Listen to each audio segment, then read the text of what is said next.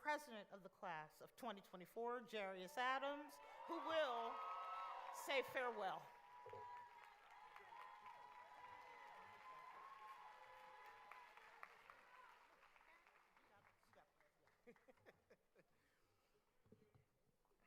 See how many church folks in the house. I'm gonna put on my robe.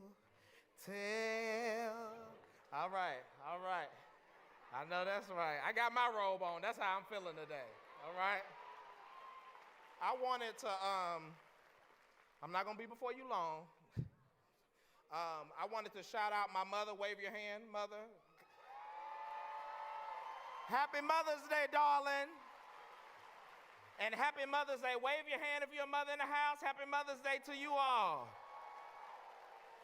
So my name is Jarrius Adams, and I am from Hattiesburg, Mississippi, the Deep South. And today marks a great occasion as we stand together as graduates of Howard University School of Law, ready to embark on the next chapter of our lives. It's an honor to address you all as your class president, and this year as the first Howard Law student to ever serve as the national chair and CEO of the nation's largest student-run 501c3, NABOSA. And as we celebrate these milestones, I want to take a moment to express my heartfelt gratitude to all the student leaders who have served this class over the years, starting 1L year. 1L class counsel Amma Boateng and Ben Baker. 2L class counsel UTN Equijanor Etche. I told her I'm gonna take my time to get it right.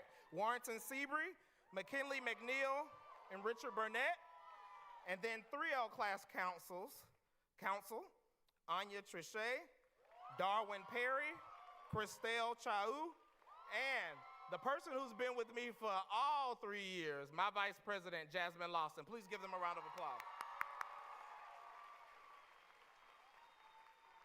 Your dedication and passion and commitment has shaped our journey and contributed to our collective success. In our time here at Howard University School of Law, we have not only gained a wealth of knowledge, but have also been instilled with the values of justice, equality, and advocacy. These values are not just words on paper, they are guiding principles that we shape to impact our communities and the legal profession as a whole. In my position, making everyone happy is a dream, a fantasy, if you will. But despite it all, you all have trusted me since day one, poured into me when I felt down and didn't know where to turn. Everyone needs a little help every now and again. Special shout out to Section 3 for holding me down. Speaking of help, today I had something on my heart, a topic that weighs heavily on my mind. The recent events, as we talk about the help that we need, surrounding attorney Marilyn Mosby. As aspiring legal professionals, we are acutely aware of the power and responsibility that comes with holding positions of authority. Marilyn Mosby, the state's attorney for Baltimore, faces serious legal challenges, including the possibility of 40 years in prison for alleged misuse of her own funds. Now, Ms. Mosby faces up to 40 years in prison, but this is seen as a political and malicious prosecution by the Trump administration's DOJ. Concerns arise over potential abuse of power in advancing a meritless indictment, with the current DOJ accused of ignoring the political motive behind the prosecution. Attorney Mosby is a trailblazing first-generation college graduate from Tuskegee University and Boston College School of Law.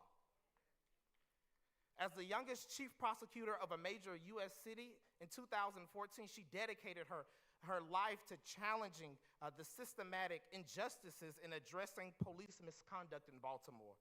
During her tenure, she established programs for nonviolent drug offenders, refused to prosecute marijuana possession cases, and pioneered a youth and prevention department, embodying a courageous commitment to justice, which ultimately made her a target of both admiration and punishment.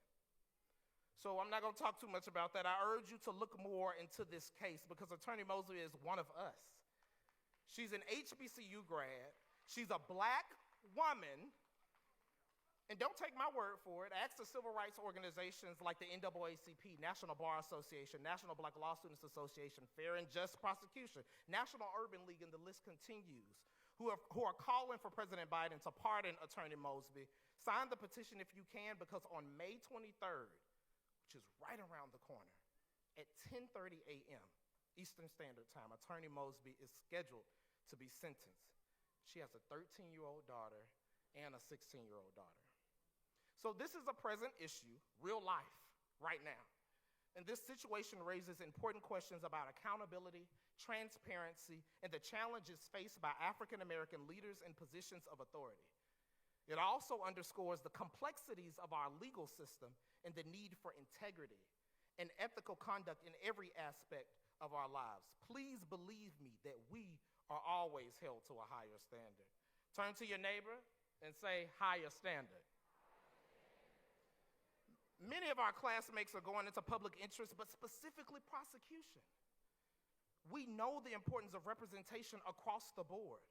My question is, if we want progressive prosecutors who work to keep the needle moving towards justice, how are we going to protect them from those who work against us?